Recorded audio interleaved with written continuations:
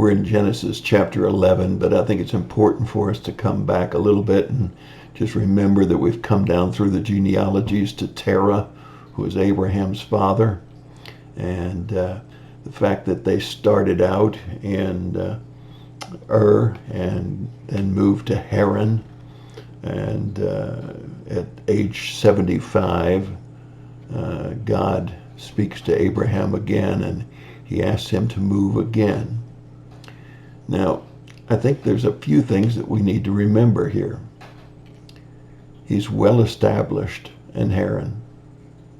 He's accumulated goods, grown families, and has certainly been well established in a place.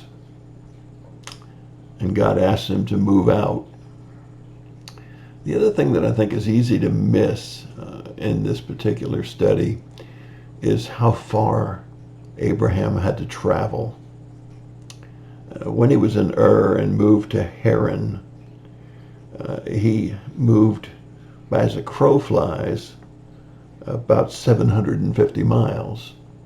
And that's what it looks like when you look at a map. But if you were to have to drive today from Ur to Haran, you'd travel 5,000 miles. That would be 100 days of travel in Abraham's day, about a third of a year.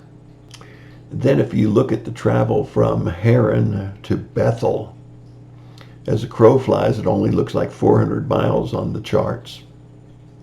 And yet it's actually by roadway 7,569 miles, or at least 150 to 200 days of travel in Abraham's day.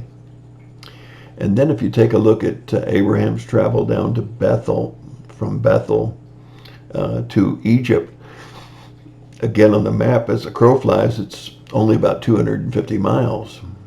But actually, by using the roadways or the way that you would most likely travel, it's 526 miles, or 10 days of travel.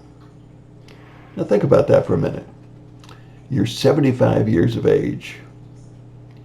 You're being asked to travel for more than a year, and traveling by foot, more than likely, at the very best, mules or horses, 5 miles per hour, even at 10 hours a day. That's a lot of travel. And part of the time, Abraham doesn't even know where he's going. He's just trusting God to take him where he needs to be. The second thing that I want you to see about this particular study that I think is easy to miss just looking at a map and just looking at the words is the fact that Abraham never questioned God. It says he just did what God said to do. The third thing that I want you to see is the fact that altar building. Noah built an altar. He worshiped God after he got off the ark. And Abraham, twice here in chapter 11, will build an altar and worship God. These are men who walked with God. Perfect? Absolutely not. Even with Noah, it says he was righteous in his time, and it was pretty wicked time, so righteousness would stand out. But Abraham and Noah had that in common. They built altars to God. They worshiped God. They obeyed him without sight, but just by faith. I wonder today how much better we would be if we would build an altar to God, worship him regularly, and if we would just obey him by faith. By the way, let me show you a map of this travel. It looks like a short travel on a map, except that the roads went up and down and round and round. It's only about a mile from the heart of Tryon. Matter of fact, it's less than that. It's about a half a mile from the heart of Tryon up to the top of the mountain as a crow flies.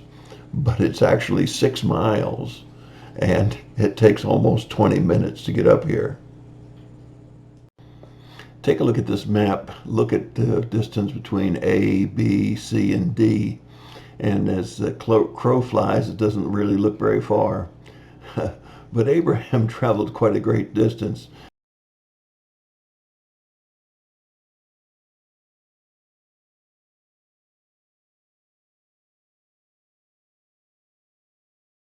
And that's my thought for the day. God bless you and have a good day.